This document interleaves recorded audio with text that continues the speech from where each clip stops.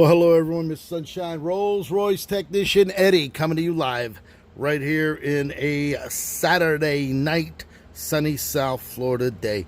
And you know what? We've got rebuild kits here today to do our G valves. These are our G valves here. These are what used in Rolls-Royce Silver Shadow, Silver Wraith, Corniche convertibles. When you jam on the brake, there's a ball bearing in there that bounces around to keep the wheels from getting locked up on it. And we're going to show you exactly what we've done. I've already done two already, but I figured to take this opportunity to show you exactly how it's done. Now, this is the G valve here. I took this all apart. They were all cruddy. They were all gummed up, rusted out. And what I did was I take them apart, dismantle them, clean them, and then I polish them. This is not silver paint. There you go. This is not silver paint. This is, in fact, the polished metal. I actually just left this nut on the screw on here to keep everything inside until my kit came. So what we're going to do is we're going to take this out. This is the machined precision part. This holds it all together. If you look down in here, there's a ball bearing. There's the ball bearing, and here's the seat that it sits on in there. And when you push on the brake, the fluid comes through. That ball bounces around to keep the fluid mixing up. You can see how it's made up down in there. Let me turn a little light on. There you go. You can see it down there. Now, right in the very bottom, there's supposed to be a seal down there. This was the original piece, but once you clean them, the rubber expands about the size of this, and it's destroyed. So what we're going to do is we're going to go ahead and we're going to use our seal kit here. We get these seal kits in direct from Rolls-Royce factory parts. We'll take those out. And what it consists of is a seal, another one of the valves right here. This is the little valve. This is the rubber seal. Now, if you get this in some gasoline or solvent, it will actually expand like Viagra, and it'll actually get to be about that big around. So, and then here we have our rubber O-ring and our seal that goes on that, which we're going to show you how that goes on. So what we're going to do, we're going to take our little brand new valve. It's actually just looks just like this. I never reuse anything. I always put all brand new back in. And the seal has a little groove cut out on one side. It's flat on the other. So we're going to just go ahead and put that seal right down in there as such. And then we're going to push it in so that it's sitting down inside just like that. You can see that sitting there like that. We then take this. It's only going to go in one way. You see this right here? This part here is actually going to fit down in there. It's a press fit. So we're going to just make sure that everything is nice and clean down there. I want to make sure there's no residue, nothing down on the end there. We're actually going to give it a little shot of gum out just to make sure it's all clean. Going to wipe that out in there. We don't want to leave the gum out in there because then that'll expand that seal. The only thing that's going to go in here is RR363. That's Rolls-Royce 363 brake fluid. It's a Castrol mix with some lubricants in it, and there you go right there. So now we're ready to insert that seal down into the bottom. So to insert that seal, we just kind of take it, shove it down in there as such, and then we go ahead and push that down in there. We're going to show you how that's going to look once we get it down in.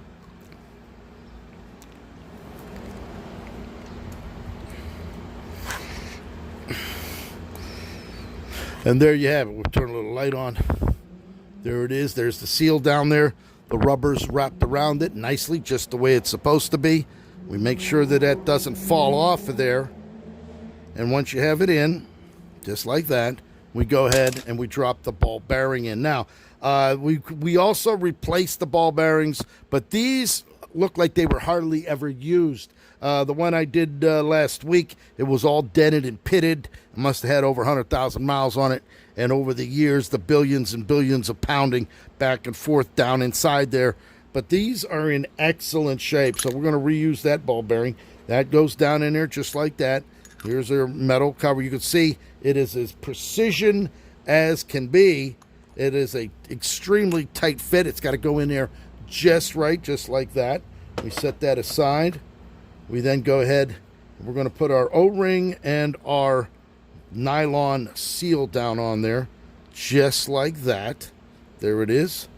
We then put our rubber O-ring on there. That's going to seal that RR363 fluid, just like that. You can see that's going to stay on the outside, the rubber O-ring going on the inside. And then we go ahead and we screw this down in there. We then get our socket. See how nice and tight that's going in down there? That's going to compress itself in there. And you just get a socket and you tighten this all the way down and you're good to go. You then have a bleeder valve. The bleeder valve, I'm just going to screw it in here. There's actually a line that comes into this here and over here.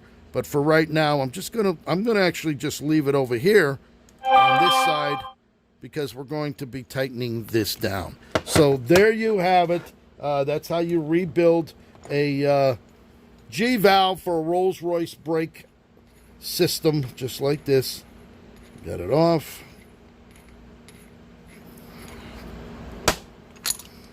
Take it off, and there it is. We got another one. So we will go ahead and get this one done the same way. Matter of fact, there's a little piece down there. Get that out there. There you go. You can see that. We might as well just go ahead and do one more, because this is the last one I need to do today, because the other one is going to get something a little different done to that one. All right, so here you go. You have your rubber seal, your brand new valve. You're going to put that valve in there. You're going to press it in real tight. All right. And it's got it. You have to use the Rolls-Royce setup here. There's nothing else is going to work. You can see that right there. We then go ahead and take it, set it back up here just like we did the other one. Got to get it in there. Right there. Need to get that up in there like this. Oh, shit.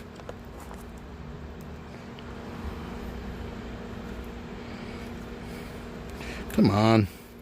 This is beautiful. This is just beautiful.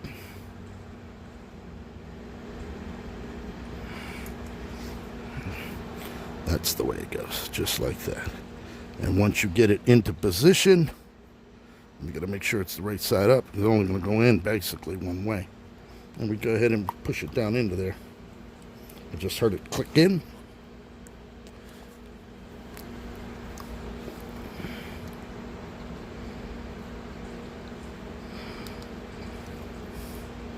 Just like that. And once you put that, you got to make sure that bulb's in there, because it's not really in there. It's actually kind of sticking on a little bit. There it is. Gonna run that seal nice and easy. Get it seated. Just like that. That's what you want to see right there. There it is. Put a little light on the subject. A little light. There it is. There's your seal down there with the brand new valve. You then go ahead and drop your ball in there. You go ahead and drop your metal. This is the retainer that holds the ball in there with a little hole. Keeps the fluid circulating. Set that aside. Make it real easy here. Put our on there. These actually going to be going out on Monday. We got rid of the other ones. The other ones were shipped back up to Pittsburgh, Pennsylvania. There's your seal, just the way we did the other one. There it is right here. And we're going to go ahead and we're going to just screw this down just like this. All right, so now what we'll do is we'll get a big socket. We'll go ahead and put this in the vise, crank this down, tighten it up, and these G valves are completed. There it is. We have the 4 of those done. This is the 5th one here. I don't have another seal kit. We're going to get that next week. And this is actually for someone else, and these 4 are going to somebody else. So there it is, Mr. Sunshine, Rolls-Royce Technician Eddie, coming to you live right here in sunny South Florida. Thank you for watching.